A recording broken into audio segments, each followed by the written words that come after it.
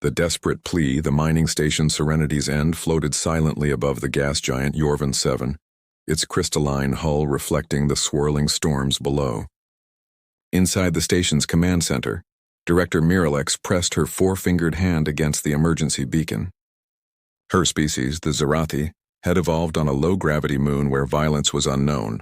Their pale blue skin shimmered with fear as another explosion rocked the station. The attackers had come without warning. They called themselves the Swarm, though that name barely captured their horror. Part machine, part organic nightmare, they consumed everything in their path. Entire star systems had fallen in weeks. The Zerathi Empire, with its philosophy of peaceful expansion and scientific discovery, stood no chance against such ruthless aggression.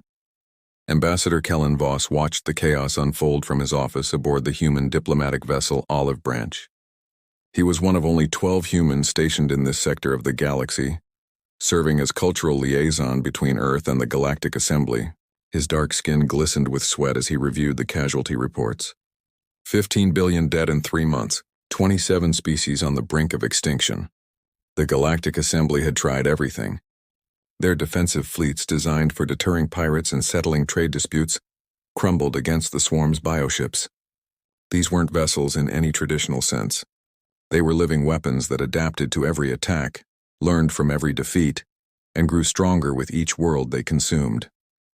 The Assembly's energy weapons barely scorched their regenerating hulls. Their shields meant nothing to the acid-spewing boarding pods that melted through metal and flesh alike.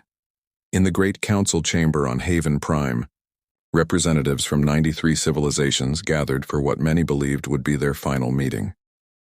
The chamber itself was a marvel of cooperative engineering, with atmospheric zones tailored to each species' needs.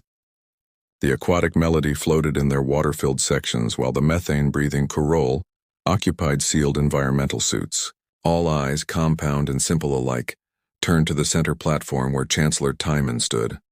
Thymon's species, the Valen, were natural diplomats. Their empathic abilities made them ideal mediators, but now those same abilities meant he felt the collective terror of every being in the chamber. His feathers, usually a calming silver, had turned black with distress. When he spoke, his translator conveyed not just words but the weight of impending extinction. "We have one option remaining," Timon announced. His voice carried across the chamber like a funeral bell. "We must contact Earth. We must ask the humans for military aid." The chamber erupted. The insectoid cricks clicked their mandibles in alarm. The plant-based Verdun released panic pheromones that their section's filters struggled to contain. Everyone knew what humans were. Deathworlders. Apex predators from a planet that killed its own children with storms, earthquakes, diseases, and predators. Humans had evolved through constant warfare, their history written in blood and conquest. "You would invite demons to fight demons?" asked Representative Gorth of the Pacifican Alliance.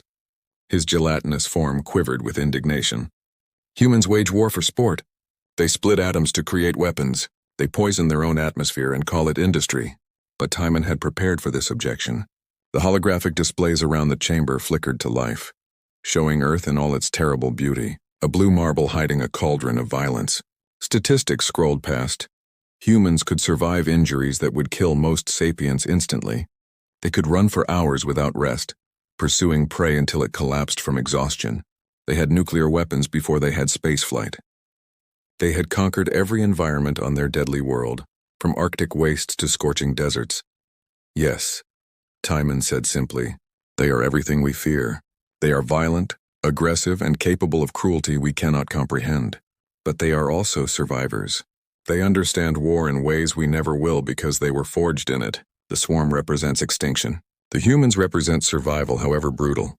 The vote took 6 hours. Some representatives contacted their homeworlds, seeking guidance from governments already preparing for evacuation. Others argued philosophy and ethics, debating whether survival was worth becoming monsters themselves. But as another 3 systems fell silent during their deliberations, the choice became clear. 58 species voted to contact Earth. 35 voted against. The motion passed. On Earth, the message arrived at the Strategic Defense Command buried beneath Cheyenne Mountain. Admiral Sarah Chen read the transmission 3 times before she believed it. The alien races that had treated humanity with polite disdain for 30 years were begging for help. They needed Earth's warriors, Earth's weapons, Earth's willingness to do terrible things in the name of victory. Chen was 63 years old, a veteran of the Mars Rebellion and the Europa conflict. She had seen combat in the vacuum of space and understood what the aliens were asking. They wanted humanity to be their monster, to fight their war, to save them from extinction. But they didn't understand what they were unleashing. She called an emergency meeting of the Joint Chiefs. Within hours, representatives from every major military power on Earth were connected through quantum communication. The American president, the Chinese premier, the European Federation chancellor, and dozens of others. For the first time in human history, they all agreed immediately. "We go," Chen announced to the assembly. "But we go as one. No national flags, no territorial disputes. We go as humanity, and we go to win." The mobilization was unlike anything Earth had ever seen. Hidden shipyards in the asteroid belt came alive with activity. Reserve fleets powered up fusion reactors that had been cold for decades. The Mars Colonial Defense Force volunteered en masse. Even the notorious Jupiter pirates offered their ships and expertise. But it was the weapons that would truly shock the galaxy. Humanity had not been idle during their 30 years of membership in the Galactic Assembly. They had studied every species, learned every weakness, developed contingencies for threats that might never come. Weapons that the peaceful races had banned centuries ago. Chemical weapons, biological agents, nuclear warheads, kinetic bombardment systems, and worse things that had no names because no civilized species would conceive of them. As Admiral Chen stood on the bridge of the flagship Normandy, watching the assembled fleet of 800 warships, she knew the truth. The aliens had asked for rescue. They would get war, raw, brutal human war, the kind that left nothing but ash and victory. The fleet's quantum drives engaged simultaneously, tearing holes in space-time that would carry them across the galaxy in days rather than years. Behind them, Earth's remaining defenses went to maximum alert. Because humans knew something the aliens didn't. When you invited warriors to your war, you had better be prepared for what came after. When predators answer. The human fleet erupted from quantum space like predators breaking from cover. 800 ships materialized at the edge of the Kelak system, where the latest swarm offensive was underway. Admiral Chen stood at the center of the Normandy's bridge, watching the tactical display with cold calculation. The swarm bioships were beautiful in their horror, organic curves that defied conventional design, surfaces that seemed to breathe and pulse with alien life. The Galactic Assembly observers aboard the flagship could not hide their shock. "Commander," Vrix, a four-armed Tellan, gestured frantically at the sensor readings. "Admiral Chen, your weapons, these energy signatures. You've brought nuclear weapons, antimatter charges. These are forbidden by 17 different treaties." Chen didn't look away from the display. "Your treaties assume both sides want to survive. The swarm doesn't care about your rules, and neither do we." She turned to her weapons officer. "Lieutenant Martinez, deploy the Hellhound Squadron. I want those bioships to learn what napalm tastes like." The first engagement lasted 12 minutes. The swarm, accustomed to the Assembly's defensive tactics, rushed forward expecting energy shields and plasma cannons. Instead, they met humanity's answer to biological warfare. The Hellhounds, sleek fighters designed for atmosphere and vacuum combat, dove through the swarm formation, releasing clouds of weaponized thermite that clung to organic hulls and burned through them like acid through paper. The bioships screamed. That was the part that disturbed the aliens most. The swarm vessels were alive enough to feel pain, and the humans had brought weapons designed specifically to maximize it. White phosphorus rounds that couldn't be extinguished, viral agents that turned the swarm's own biological matter against them, and electromagnetic pulses calibrated to disrupt their neural networks. Captain Marcus Webb led the destroyer squadron Reapers through the enemy formation. His ships were smaller than the Assembly's cruisers, but built for one purpose: killing. They carved through swarm vessels with railguns that fired depleted uranium slugs at relativistic speeds. No shields, no regeneration, just pure kinetic energy that turned living ships into dead meat. The Assembly forces watching from the system's edge couldn't process what they were seeing.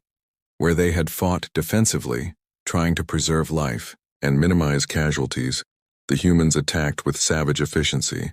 They didn't just want to win, they wanted to terrorize. They wanted the swarm to fear them, and it was working. For the first time since the invasion began, the swarm hesitated. Their hive mind, connected across thousands of bioships, experienced something new. Doubt. These newcomers didn't fight like prey. They fought like competing predators, and they fought without mercy. Admiral Chen received a transmission from the swarm, not words, but images and emotions forced directly into her mind through their biological communication systems. They showed her visions of peace, of coexistence, of the swarm withdrawing if the humans would just stop the burning, stop the killing, stop the pain. Chen's response was to order Operation Scorched Stars. 50 human dreadnoughts, ships too, large and expensive for any sane military to build, emerged from behind Jupiter-class carriers where they had been hidden. Each dreadnought carried a weapon that humanity had hoped never to use: antimatter cascade bombs. Weapons that didn't just destroy matter but unraveled it at the quantum level, creating chain reactions that could consume entire fleets. Admiral, please. Chancellor Timon's holographic projection appeared on the bridge. He had been monitoring from Haven Prime. The swarm is trying to communicate. They're offering to withdraw. They're offering to regroup, Chen corrected. They've consumed 27 species, Chancellor. They've killed billions. They don't get to negotiate now that they've met something meaner than them. The dreadnoughts fired simultaneously. 50 antimatter cascades bloomed in space like artificial supernovas. The swarm bioships didn't just die, they ceased to exist. Their matter converted to pure energy that washed over their fleet in waves of destruction. The screaming in everyone's minds reached a crescendo and then suddenly stopped. The remaining swarm forces did something unprecedented. They fled. Not an ordered withdrawal or a tactical retreat, but a panic-driven flight toward the galactic edge. The hive mind had learned fear, and that fear had a name: humanity. But the humans didn't stop. Chen ordered pursuit squadrons to harry the fleeing swarm, to ensure they never stopped running. Minefields were deployed at quantum jump points. Hunter-killer teams were dispatched to track down any bioship that tried to hide. The message was clear: you touched our allies. Now we will hunt you to extinction. The battle for Kellax was over in 6 hours. The campaign to drive the swarm from the galaxy took 3 weeks.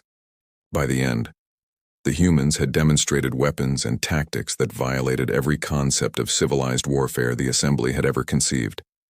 They had turned space itself into a weapon, using controlled singularities to crush swarm hives. They had deployed nanobots that consumed bioships from the inside out. They had shown that humanity's creativity and destruction was limitless. When the last confirmed swarm presence fled beyond the galactic rim, Admiral Chen brought the fleet to Haven Prime. The Assembly had requested a celebration, a ceremony to thank humanity for their salvation. What they got was a different kind of message. Chen stood before the assembled representatives, still in her combat uniform, still carrying the sidearm she had worn during the campaign. Behind her, holographic displays showed the human fleet maintaining combat positions around Haven Prime. Not threatening, but impossible to ignore.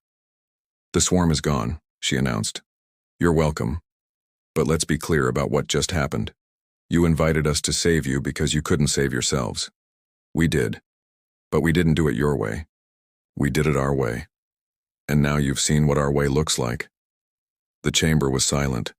Even through their various breathing apparatus and environmental suits, the fear was palpable. Chen continued. "Humanity accepts its role as protector of this galaxy. We will maintain a permanent fleet presence in strategic systems. We will respond to any threat with appropriate force. And in exchange, you will never again question our methods. You wanted Deathworlders to fight your wars. Now you have them." Chancellor Timon found his voice. "And if we refuse these terms?" Chen smiled, and several representatives physically recoiled. A human smile, they had learned, could mean many things. This one meant danger. Then you can protect yourselves next time. But ask yourself, Chancellor, what happens when the next threat comes and we decide you're not worth saving? What happens when we decide that a galaxy full of peaceful species is just slowing us down? The vote was unanimous. The Galactic Assembly formally recognized Earth as the military protector of known space. Human bases would be established in key systems. Human law would govern military matters, and the peaceful races would sleep, knowing that monsters guarded their doors. As the human fleet dispersed to their new assignments, Ambassador Kellen Voss remained on Haven Prime. His job had changed dramatically. Once he had been trying to help humanity fit in with the peaceful galactic community. Now, he was helping that community adjust to their new reality. "They fear us now," his assistant, a young Zerathi named Plix, observed. "Even more than they feared the swarm." Voss nodded. "Good. Fear keeps people alive. And maybe in a few generations that fear will turn into respect. But for now, let them be afraid. Let the whole galaxy know that humans are here, and we're not going anywhere." The galaxy had asked for rescue. Earth had delivered war. And in doing so, humanity had become both the salvation and the nightmare of 100 species. They were protectors and predators, heroes and horrors. They were Deathworlders, and the galaxy would never be the same. In the depths of space along the galactic rim, the scattered remnants of the swarm huddled in the darkness between galaxies. They had evolved over millions of years to be the apex predator of their region of space. They had never known fear until they met humanity.